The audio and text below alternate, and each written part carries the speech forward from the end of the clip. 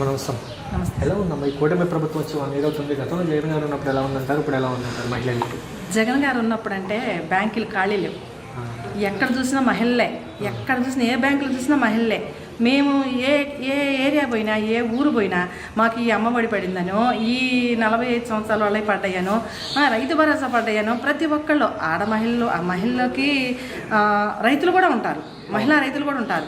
వాళ్ళు కూడా మాకు మోడీ 2000 వేశాడు, సారు మాకు డబ్బులు వేశారు, జగన్ గారు బాగా వేశారు, జగన్ గారు మాకు బాగా అభివృద్ధి చెందుతున్నాడు అని చెప్పేసి ఆయన చాలా బాగా మాకు, నేను డాక్టర్ల తరఫున తిరుగుతుంటాను. నేను ఏ ఊరు, ప్రతి ఒక్క ఊరు మండలం మొత్తం తిరుగుతాను. మండలం అది ఏ మండలం వెళ్ళినా కానీ నేను సపోజ్ అడుగుతూ ఉంటాను, ఎలా ఉంది జగన్ గారి పరిపాలన, ఎలా ఉంది జగన్ గారు ఏం చేస్తున్నారు అంటే, స్కూల్ పిల్లలకి ఇంగ్లీష్ మీడియం అంటే, మరి గోరుముద్ద అంటే, స్కూల్లో నాడు నేడు అంటే, పిల్లలు ఎవరికైనా సరే చాలా బాగుందండి. జగన్ గారి ప్రభుత్వానికి దేనికి సాటి రాదు.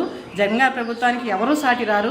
కూటమి ప్రభుత్వం కాదు కదా, ఇంకా 100 మంది వచ్చినా కానీ జగన్ గారి ప్రభుత్వానికి, జగన్ గారి పాలనకి, జగన్ గారి మంచితనానికి, జగన్ గారు మహిళల మీద చూపించే ఆదరణకి ఎవరూ సాటి రారు. మరి ఇప్పుడు ఈ మధ్యకాలంలో శ్రీనిధి డబ్బులు ఇస్తామని చెప్పారు, అలాగే మహిళా శక్తి అని చెప్పి 1500 నెలకి ఇస్తామని చెప్పారు. ఆ పథకం అమలు చేయాలంటే రాష్ట్రం అమ్ముకోవాలని చెప్పినారు అచ్చెన్నాయుడు గారు. రాష్ట్రం అమ్ముకోవాలన్న సంగతి తెలియదండి, తెలుసు కదా. మన దగ్గర ఎంత అయితే మన దగ్గర బడ్జెట్ ఎలా ఉంటుందో, మనం ఎలా పథకాలు ఇచ్చుకోవాలో, ఎలా వాగ్దానాలు చేయాలో తెలుసు కదా. మీరు చాలా పెద్దవారు, మీరు ఆ మాట అంటే జనమంతా ఏమనుకుంటారు, మీరు నిజంగా అబద్ధాలు ఆడారని అనుకుంటారు.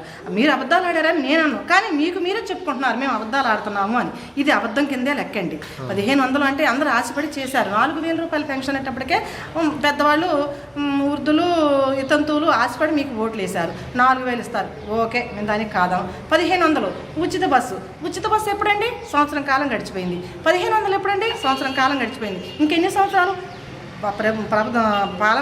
మన పాలన చేసుకుంటే అబద్ధం ఆడకుండానే చేసుకోవాలి. ఆడాలండి. ఎందుకంటే ఖజానా ఖాళీ అంటున్నారు. ఖజానా ఖాళీ మీరు చేసిపోయారు. ఖజానా ఖాళీ అయినా కానీ సరే జగన్ గారు అన్నీ ఇచ్చారు కదండి. 10 చెప్తే 11 ఇచ్చారు, 11 చెప్తే 12 ఇచ్చారు, ఎన్ని చెప్తే అన్నీ అంతకన్నా ఎక్కువే ఇచ్చారు. జగన్ గారికి పరిపాలనకు మీరు సాటిపోరండి. మీరు అబద్ధాలు ఆడొద్దు. మీ అబద్ధాలను మీరేం బయట వేసుకుంటున్నారు. మీరు రాష్ట్రాన్ని అమ్ముకునేది ఏంటండి? రాష్ట్రం మీరు అమ్ముకుంటాము, మేము అమ్ముకొని ఇవ్వాలని చెప్పి మీరు ఆ రోజు చెప్పలేదు కదా. మీరు ఆ రోజు చెప్పినట్టు ఆ రోజు పరిపాలన ఎలా ఉండేదో, ఆ రోజు జనం ఆలోచన ఎలా ఉండేదో, మీరు నిజంగా అబద్ధాలు ఆడారు.